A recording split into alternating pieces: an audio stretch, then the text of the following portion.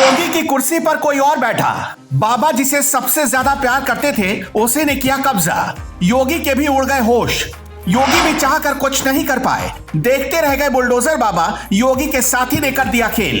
दुनिया है हैरान। हर कोई कह रहा है आखिर ये कैसे हो गया। 2024 के चुनाव से पहले खेला करने की तैयारी में बीजेपी ने चल दिया अपना सबसे बड़ा दाव। अब विपक्ष की हार लगभग तय। मोदी ने बनाया मास्टर स्ट्रोक वाला प्लान। कहते हैं दिल्ली की गद्दी उत्तर प्रदेश से ही होकर निकलती है, इसलिए देश के सभी नेता यही चाहते हैं कि उत्तर प्रदेश पर कब्जा जमाया जाए ताकि बाद में दिल्ली की गद्दी तक पहुंचा जा सके। 2024 का चुनाव भले ही अगले साल हो, लेकिन बीजेपी ने अभी से अपनी तैयारी तेज कर दी है। पार्टी में कई तरह से बदलाव किए जा रहे हैं। साथ ही यूपी को लेकर खासकर बीजेपी का आलाकमान अलर्ट हो गया है। 2022 में योगी आदित्यनाथ के नेतृत्व में बीजेपी ने विधानसभा का चुनाव लड़ा था और बड़ी जीत दर्ज की थी, लेकिन विपक्ष की तरफ से अखिलेश यादव ने योगी आदित्यनाथ को खासा परेशान किया था। इसलिए कहा जा रहा है कि अभी से बीजेपी ने खेल कर दिया है।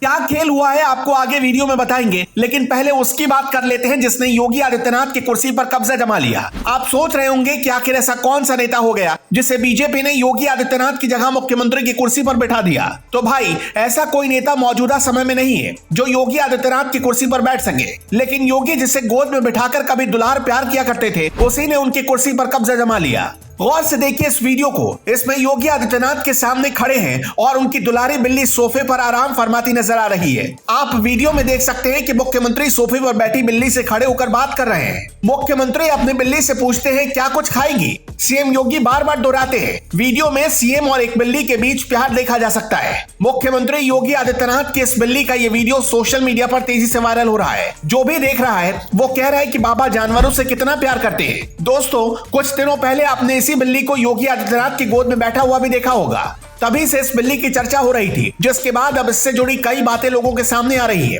बताया जा रहा है कि योगी आदित्यनाथ इस बिल्ली को बहुत ज्यादा प्यार करते हैं और ये उनके साथ घर में साय की तरह रहती है। लोग अक्सर बिल्लियों को अशुभ मानते हैं, लेकिन योगी आदित्यनाथ के बारे में कहा जाता है कि बिल्लियों को शुभ मानते हैं। कहा जा रहा है कि यह बिल्ली कोई आम बिल्ली नहीं है, बल्कि योगी के लिए मुख्यमंत्री का कार्ड है। मीडिया रिपोर्ट्स की माने तो 2022 में चुनाव जीतने से ठीक पहले योगी के पास ये बिल्ली आई हुई थी। जैसे इस बिल्ली के पैर योगी के यहाँ पड़े, दोबारा मुख्यमंत्री बन गए। कुछ लोग तो इसे योगी की तांत्रिक बिल्ली भी कहते हैं। अब ये देखने वाली बात होगी कि यह बिल्ली 2024 में योगी के लिए क्या बड़ा कर पाती है। लेकिन इसी बीच एक दूसरी बड़ी खबर आ रही है। नेपाल में हुए विमान हादसे के बाद अब योगी ने भी एक बड़ा फैसला लिया है। नेपाल में यति एयरलाइंस विमान हादसे में कुल 72 लोगों की जान गई थी। यति एयरलाइंस का एटीआर 72 विमान पोखरा के हवाई अड्डे पर उतरने के दौरान दुर्घटनाग्रस्त हो गया था। यह हादसा इतना भीषण था कि पूरी दुनिया के रोंगटे खड़े हो गए थे। इसमें बड़ी बात यह रही कि विमान हादसा इतनी जल्दी हुआ कि किसी को संभलने तक का मौका नहीं मिला।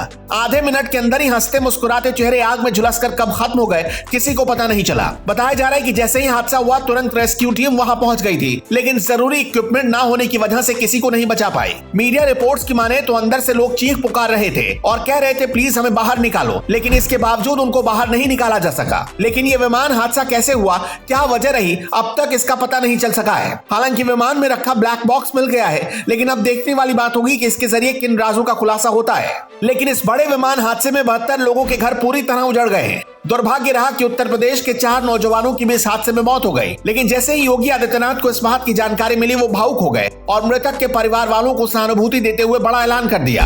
आदित्यनाथ ने नेपाल में हुए दर्दनाक विमान हादसे में जान गंवाने वाले यूपी के गाजीपुर के 4 युवकों के परिवार को 5-5 लाख रुपए की आर्थिक सहायता देने का ऐलान किया है। यही नहीं, सभी युवकों के शव को भी लाने का इंतजाम योगी सरकार करेगी और सारा खर्चा उठाएगी। दोस्तों ऐसे ही योगी आदित्यनाथ को जनता का मसीहा नहीं कहा जाता। जब जब लोगों पर संकट आता है तब तब योगी आदित्यनाथ हर तरीके से उनके साथ खड़े रहते हैं। आपको याद होगा जब 2019 में पूरी दुनिया पर संकट आया था तो देश के कई नेता घर में दुबक कर बैठे थे। महामारी के डर से कोई घर से नहीं निकल रहा था, लेकिन उस दौर में भी अगर कोई मुख्यमंत्री पूरी तरह एक्टिव था तो वो मुख्यमंत्री योगी आदित्यनाथ ही थे।